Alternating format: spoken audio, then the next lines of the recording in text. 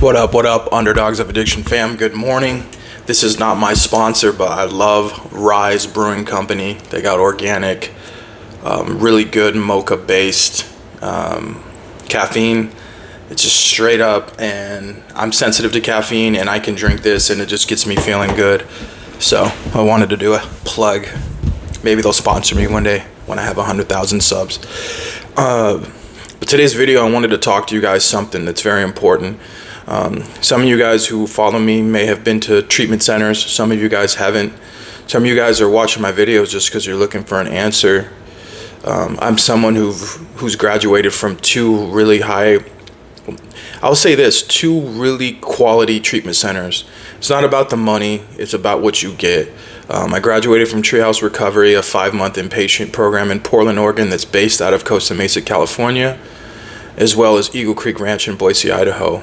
And then I did sober living with Hope Guides also in Boise, Idaho.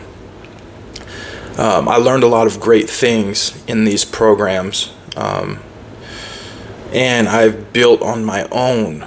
I believe the number one thing I learned at Treehouse is my team there taught me how to build my own recovery outside of the treatment center. When we were in that treatment center, they taught us how to live.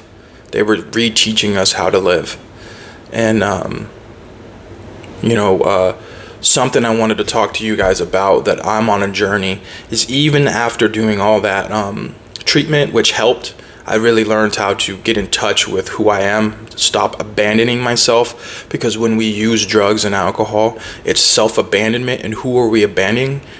We are abandoning our inner child, that part of us that wants to be taken care of. We abandon our inner child through drug use, any type of addiction.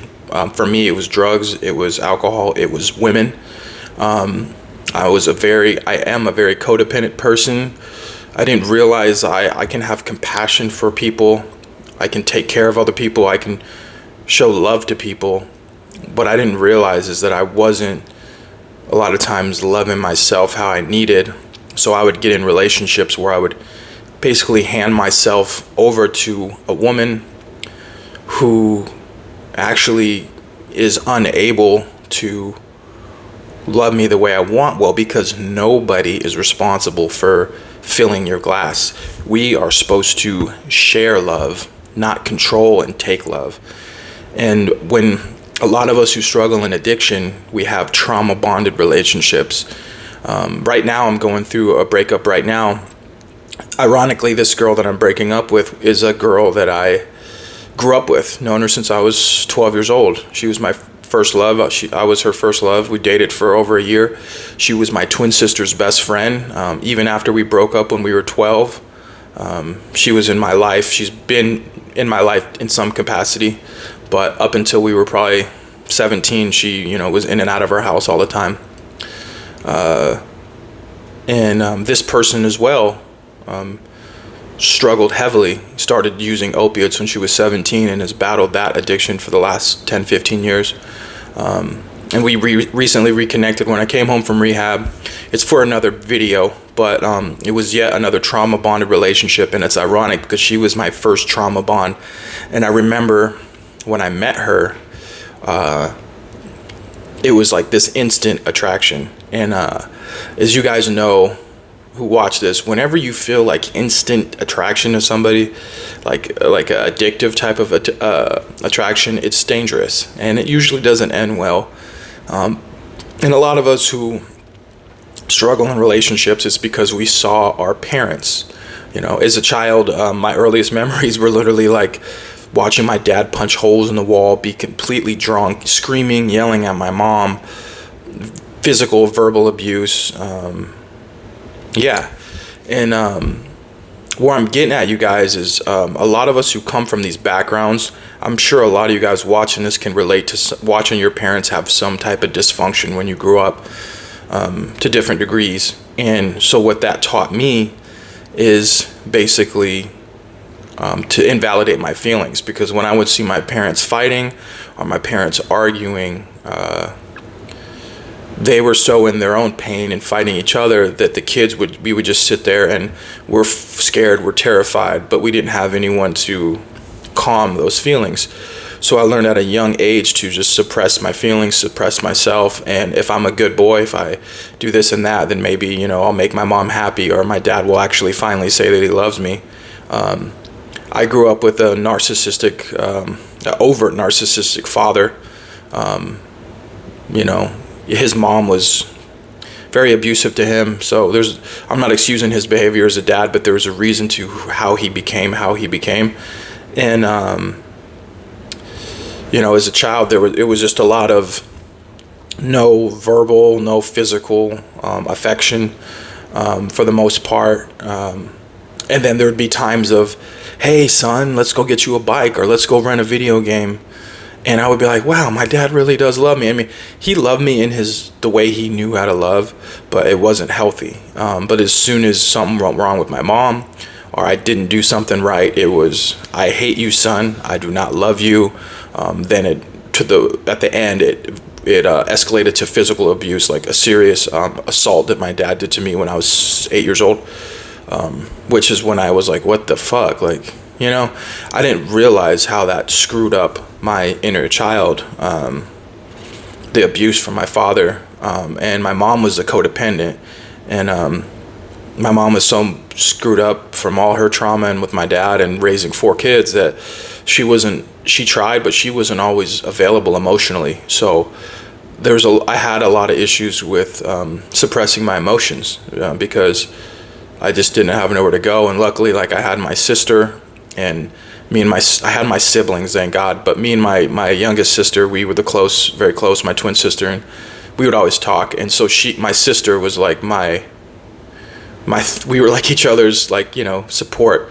So I'm blessed that I got to have that. But where I'm getting at, guys, is there's a reason that our inner child gets afflicted when we're younger, and it manifests into all types of unhealthy relationships. Like I always say, like my man Ross Rosenberg says, I've always dated the same woman, but just with a different face. And this was my 3rd relationship in the last 4 years, and they all ended the same. They all started the same. They started like an addiction for both parties. We were addicted to each other, not a healthy love. And they all ended the same because, we're both abandoning ourselves. So whether it was, the girl, engulfing me, and then me pushing them away, or then the girl, or then me engulfing them, and then the girl pushing me away. All of my relationships were roller coasters. It's like at 1 minute I want her, she doesn't want me. Then I don't want her, then she wants me. After the love bombing phase, and it's just like a drug. And then when you break up with these women, you just feel like you're detoxing from a drug. This time around, it's not as bad because I've been through this before, and like I've done so much work, so I kind of understand what's going on. But when I was younger, I didn't quite understand it. I didn't quite understand why I'd be doing great with my football, with my music, and then I would get in a relationship with a woman. The first one was when I was 16, and that was the girl that I lost my virginity to. That's the girl that I fell in love with, that I almost had a kid with, and she happened to be kind of more narcissistic, and there's a lot of fucked up shit that happened that I don't really want to talk about. But that relationship really fucked me up, and there was a lot of lies about pregnancies, lies about cheating, and a lot of stuff that just came out. And that was my first time dating somebody who was an abuser like that. And what I found is that I tended to continue to date these kind of women, and the psychologists will say that we tend to date women that are, for men, you'll date women that have the same trauma or the same issues as your most wounding parent. So I tended to date a lot of women with personality disorders. I've dated multiple women with borderline who told me they were diagnosed with it. I've dated 2 women with, I believe, had narcissistic personality. Want to know how? Is because they don't think they're narcissistic.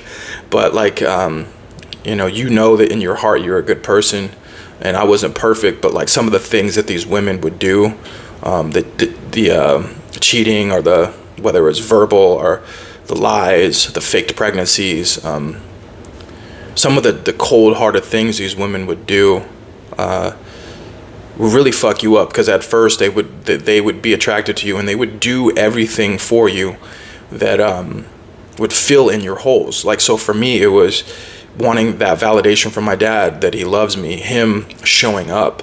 For many years I would sit at my phone and my dad would say, I'm going to call you on your birthday. I'm going to get you everything you ever wanted. And then every year up until I was 14, he just never showed up.